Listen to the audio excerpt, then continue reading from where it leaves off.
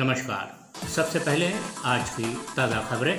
3 मई के बाद बढ़ सकता है लॉकडाउन। 3 मई के बाद ग्रीन जोन और ऑरेंज जोन में जनजीवन पटरी पर लाने के लिए केंद्र सरकार बना रही है योजना। राज्यों से मंगाए गए हैं सुझाव। 2 मई को पीएम करेंगे नए ढील देने की योजना की चर्चा। सऊदी के क्राउन प्रिंस मोहम्मद बिन सलमान ने सार्वजनिक रूप से कोड़े मारने की सज़ा और नाबालिग बच्चों को मृत्युदंड देने की सज़ा रद्द कर दी है।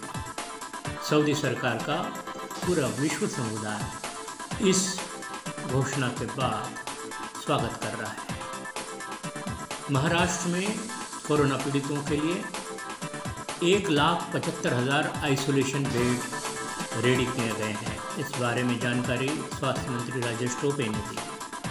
महाराष्ट्र सरकार ने एक और घोषणा की है कि जो पुलिसकर्मी कोरोना से पीड़ित होकर मरे हैं उनके परिवारों को सरकार 50 लाख रुपए देगी तथा एक व्यक्ति को सरकारी नौकरी दी जाएगी। मुंबई के महापौर किशोरी पेडनेकर आज नायर अस्पताल में एक बार फिर नर्स बनकर सेवा करने पहुंचे। राजनीति में आने के पहले वो नर्स थी। अब मुंबई चूँकि कोरोना पीड़ित है, ऐसे में नर्स जो लगी हुई है मरीजों की सेवा में, उनका प्रोत्साहन करने के लिए उन्होंने आज स्वयं भी वर्दी धारण करके उनके साथ काम किया। मुंबई में कुल 1036 संक्रमण क्षेत्र थे, जिनमें 230 की कमी आई है। अब केवल 805 संक्रमण क्षेत्र बचे हैं। और अब आइए चलते हैं आज के विचार पर। नोटबंदी के समय आप सबने देखा होगा कि 50 दिन के अवधि में केंद्र सरकार ने 59 सर्कुलर जारी किए थे। हर दिन कोई न कुछ नया न नया जीआर आता था।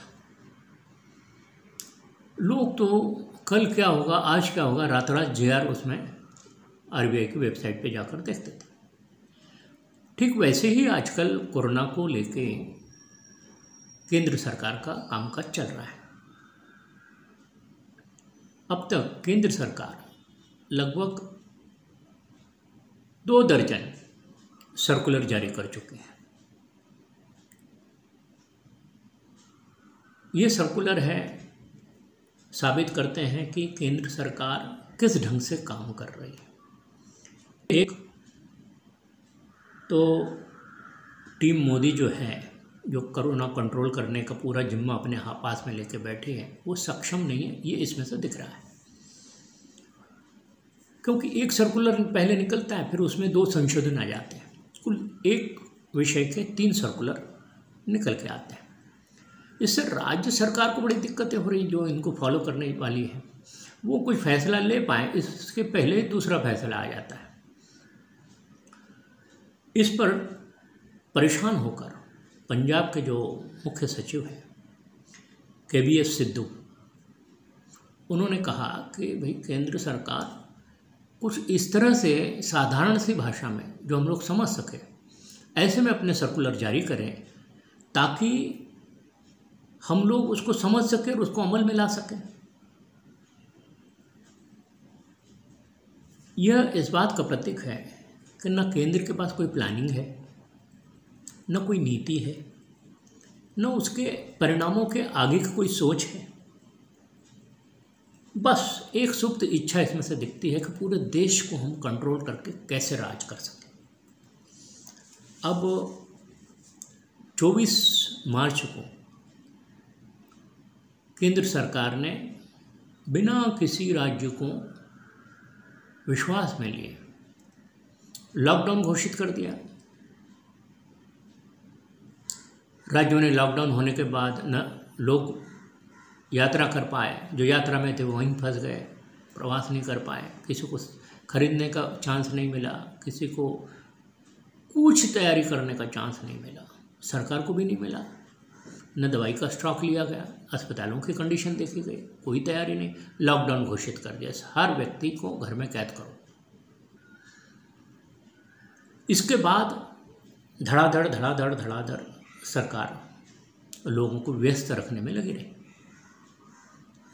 प्रधानमंत्री जी आए, उन्होंने पहले तो थाली बजाने का कार्यक्रम रखा, ताली बजाने का कार्यक्रम रखा। उसके बाद उन्होंने दूसरा इवेंट रखा, वो मोमबत्ती जलाने वाला, बिजली बंद करके मोमबत्ती जलाने वाला। बाद में पता चला कि अरे बिजली विभाग वाले तो थर-थर काँप रहे हैं, पावर स्टेशन वाले तो थर-थर काँप रहे हैं। क्यों? क्योंकि बिजली को 5 मिनट अगर आप रोक दोगे तो अगर पूरे ट्रांसमिशन में से एकदम से बिजली चली जाए और एकदम से वापस आ जाए तो लाइन बिगड़ सकती है, बिजली जा सकती है, और बिजली गुल हो जाए तो 30-40 घंटे में दिक्कत हो जाएगी पूरे देश को।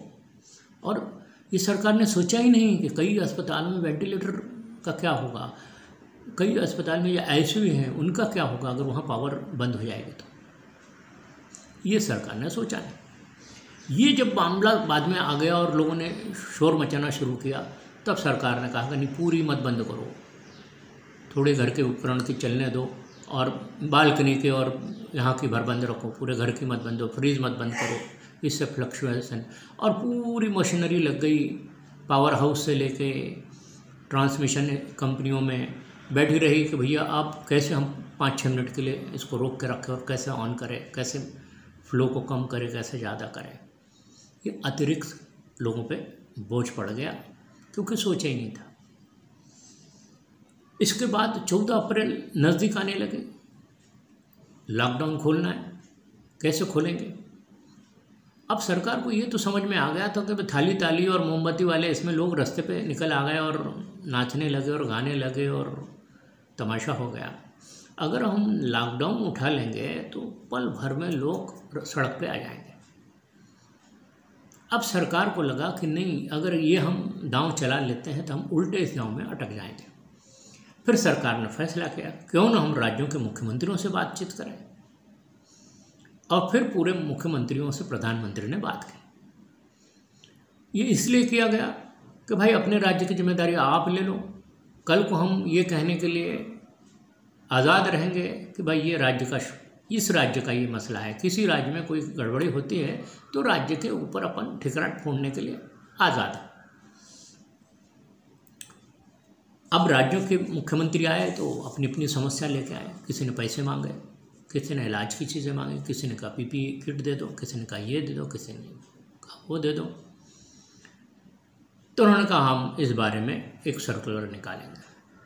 फिर दूसरे 2 दिन बाद उसका सर्कुलर निकला, फिर उसके 2 और सर्कुलर निकले, फिर उसमें से कुछ चीज़ें हटा दी गई, फिर उसमें कुछ चीज़ें जोड़ दी गई। ये सर्कुलरों का फिर चलता रहा सिलसिला। इस तरह सरकार ने 24 मार्च से 14 अप्रैल तक 7 सर्कुलर जारी किए, 7। फिर 30 अप्रैल से नए परिपत्र जारी हुए, और फिर 7-8 निकले, उसके 2 संशोधित वर्षन निकले।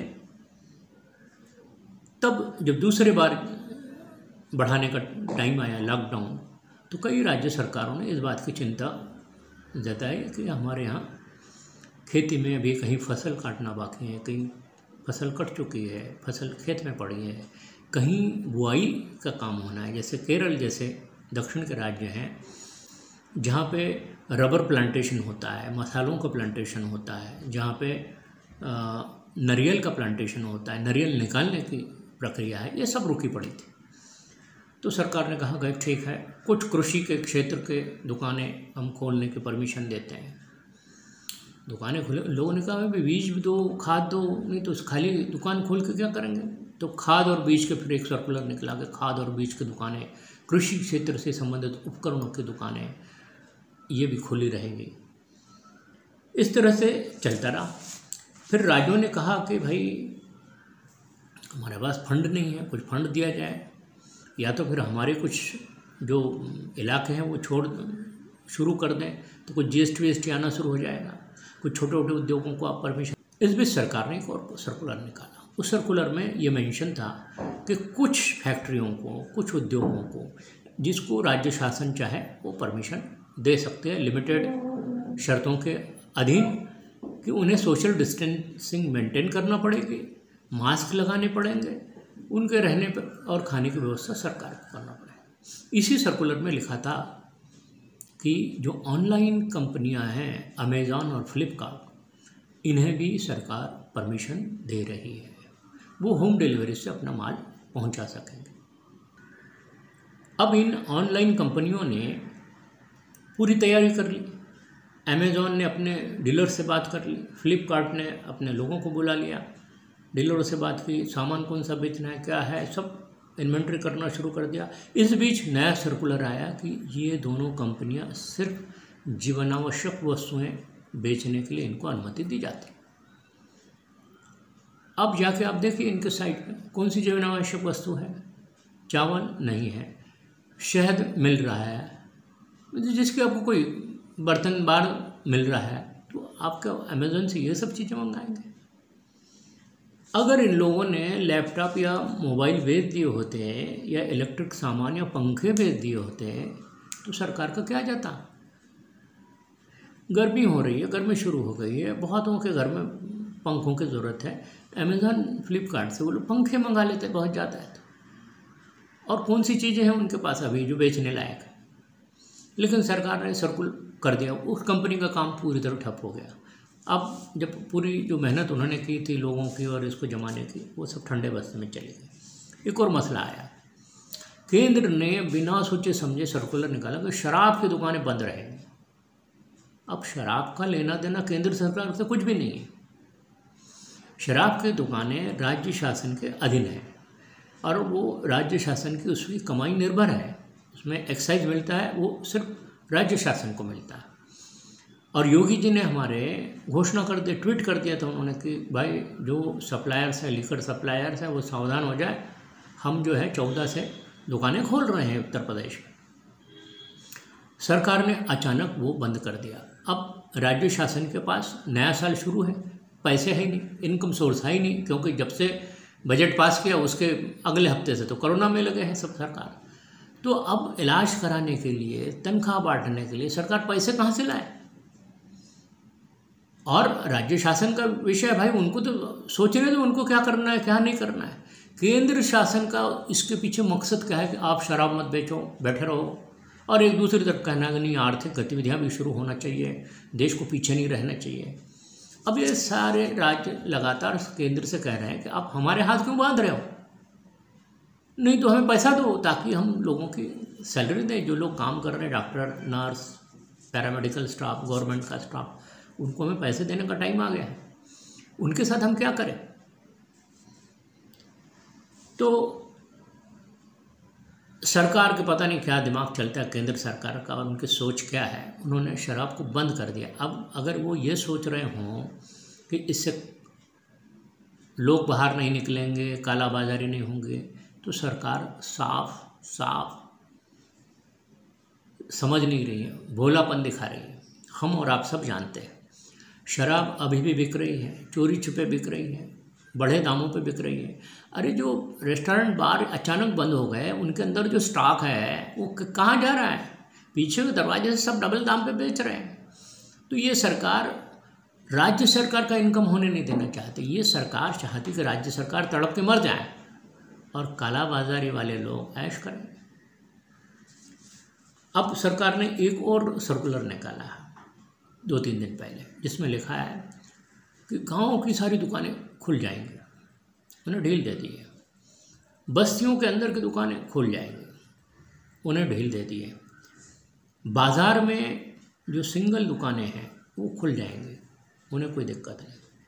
कॉलोनियों में दुकानें हैं वो सब खुल जाएंगी, उन्हें कोई दिक्कत नहीं। लेकिन जो दुकानें मॉल के अंदर हैं उन्हें परमिशन नहीं है। यानी मॉल के अंदर आपकी छोटी सी दुकान भी हो तो आपको परमिशन नहीं है। इसके पीछे क्या तर्क है वो सरकार जाने। बाकी उन्होंने उद्योगों को परमिशन दी, कहा कि मास्क, सोशल डिस्टेंसिंग, भोजन और परिवहन की व्यवस्था आप करिए तो उद्योग आप खुल सकते हैं। अब उद्योग धंधों ने जब इस बारे में सोचा तो कोई राजी नहीं हुए, कोई उद्योग शुरू नहीं हुआ। इतना परमिशन करते हैं, कौन घूमेगा।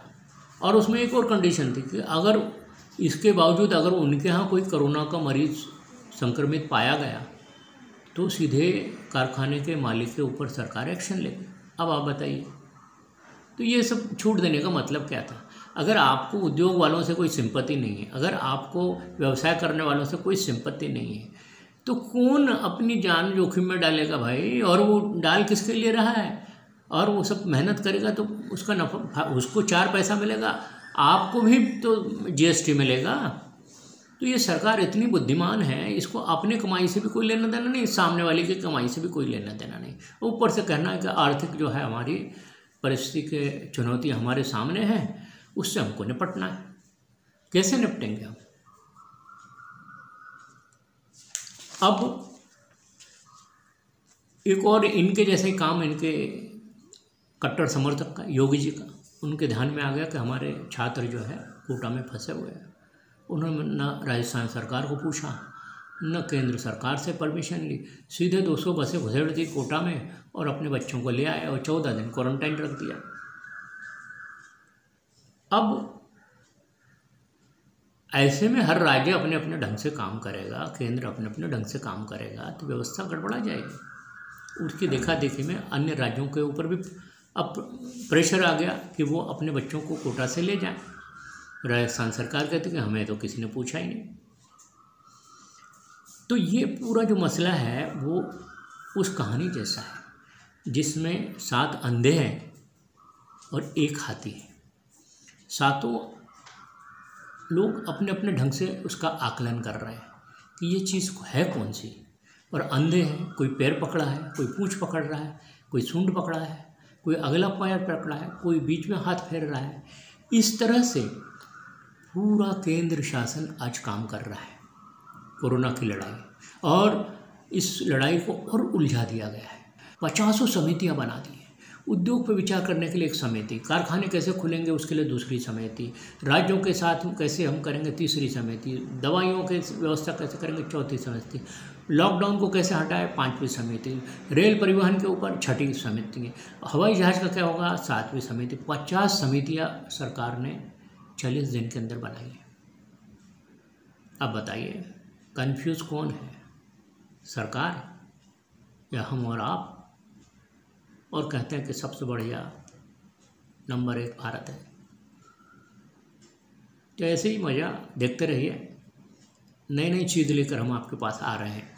एक और आपको खुशखबरी हम दें, लगातार बढ़ती फेक खबरों को रोकने के लिए और खबरों के पीछे की सच्चाई दिखाने के लिए हम एक नए प्रोग्राम को लेकर बहुत जल्दी आपके पास हमें आ रहे हैं।